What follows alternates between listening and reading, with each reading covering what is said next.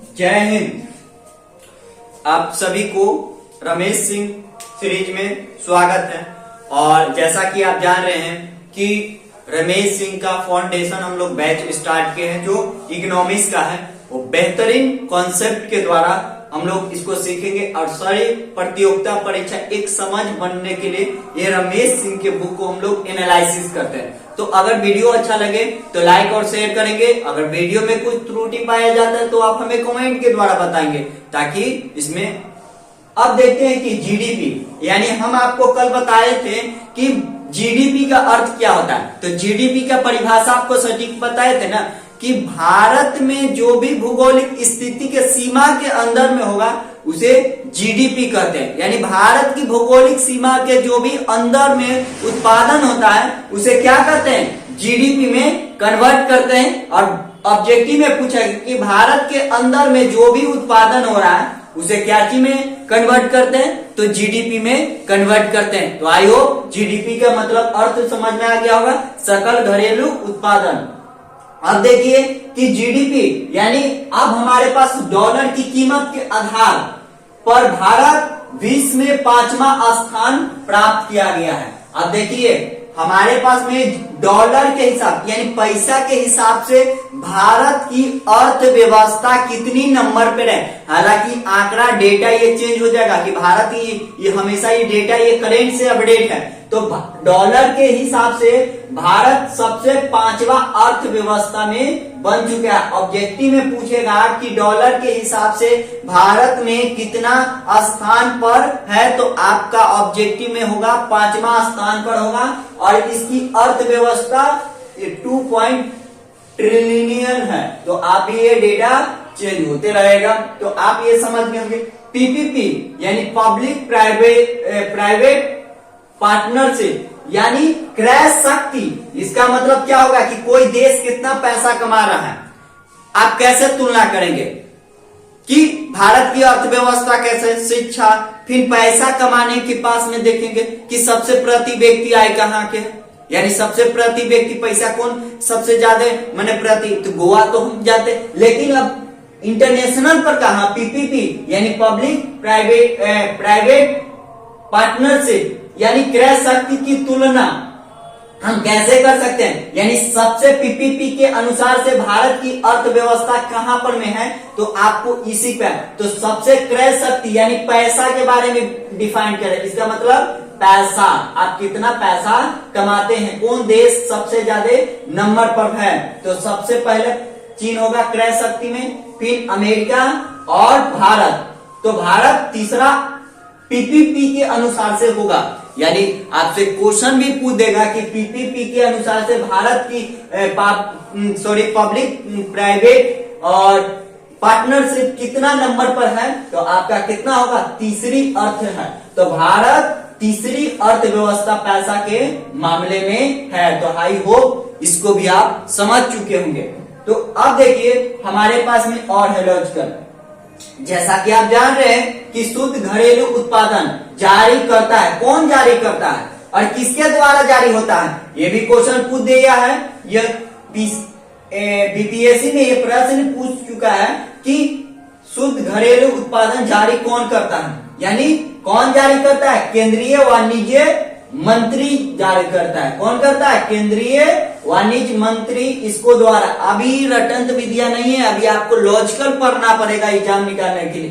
तो आपके पास में शुद्ध घरेलू उत्पादन जारी कौन करता है, तो केंद्रीय वाणिज्य मंत्री उद्योग मंत्रालय द्वारा जारी किया जा सकता है। और इससे पता चल सकता है कि भारत की अर्थव्यवस्था क्या है, भारत में परसेंटेज पढ़ाई के क्या है, भारत में किस प्रकार की अर्थव्यवस्था भी सरकार काम कर रही है,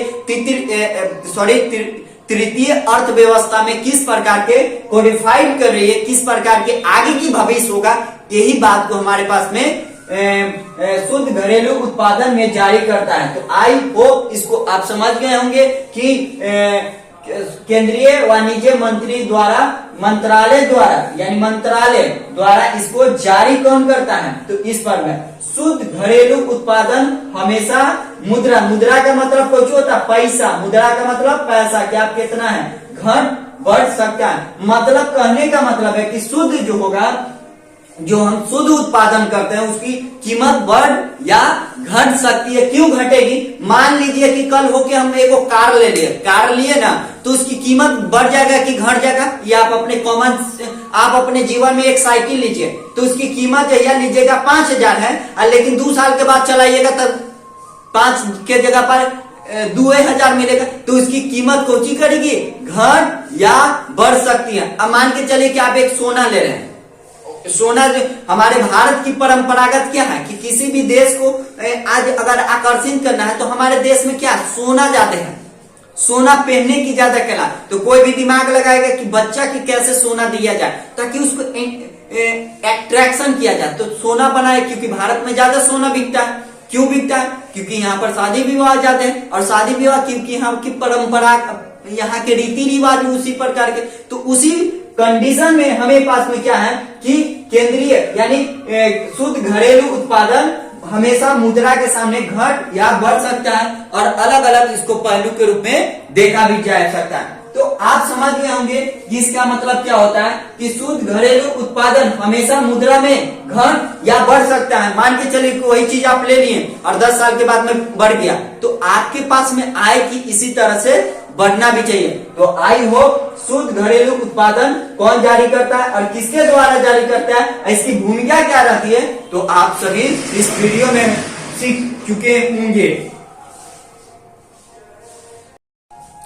अब हम लोग देखेंगे कि सकल राष्ट्रीय यानी राष्ट्रीय मतलब क्या होगा कि सबसे ज्यादा कौन सा देश में हमारे पास में, भारत में सबसे ज्यादा पैसा कहां से आता है और ऋण भारत में कितना है। इस लॉजिकल को समझना पड़ेगा, ये भी इंपॉर्टेंट है कि भारत पर ऋण अभी कितना है और भारत कितनी क्या भूमिका अदा कर रही है। तो सकल राष्ट्रीय यानी जीएनपी तो इसमें भारत यूएसए यानी भारत सबसे ज्यादा पैसा विदेश से आता है, यानी हमारे कम के अगर दूसरा स्थान पर विदेश से पैसा आता है, कहां से आता है?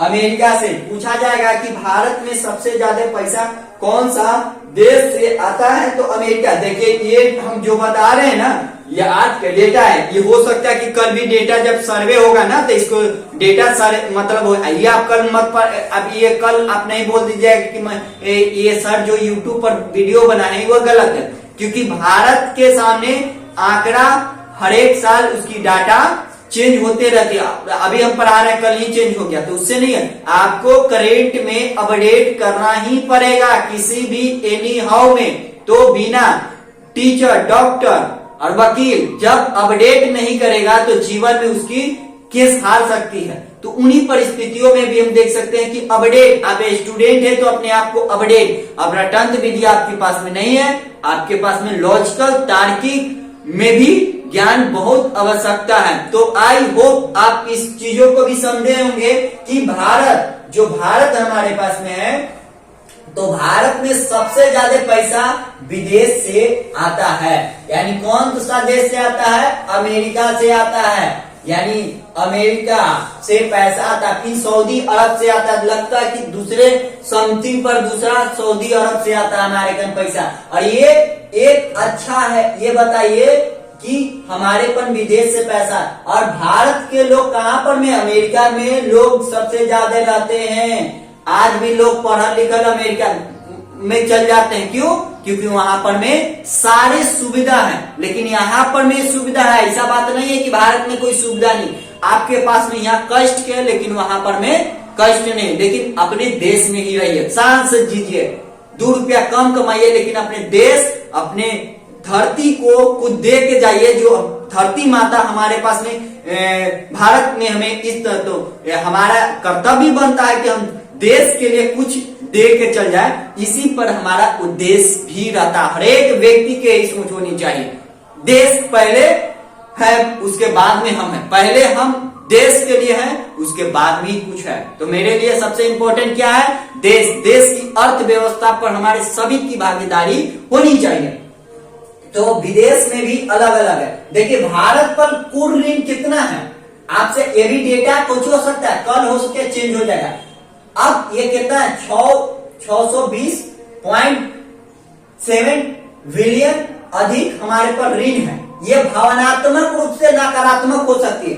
अब बताइए, कर्जा लेके मोबाइल खरीदना ये कौन सी लॉजिकल हो जाएगा? लेकिन ये सरकार के सामने अलग अलग, देखिए पढ़ाई का मतलब डायरेक्ट फैसला नहीं लेना चाहिए, आपको तार्किक विषय होना चाहिए।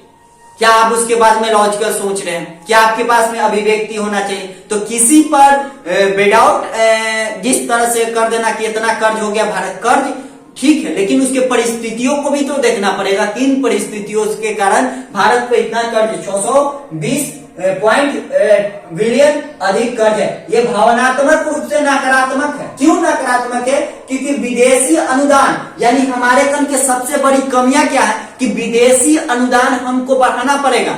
मान के चलो कि हमारे पास में पड़ोसी देश है, पड़ोसी देश है, तो पड़ोसी देश को हम कोची कर सकते हैं, हम दे सकते हैं, क्या दे सकते हैं कि अनुदान दे सकते हैं कि तुमको हेल्थ पर इतना खर्च करो, इतना, ताकि वहां से प्रॉफिट आ सके।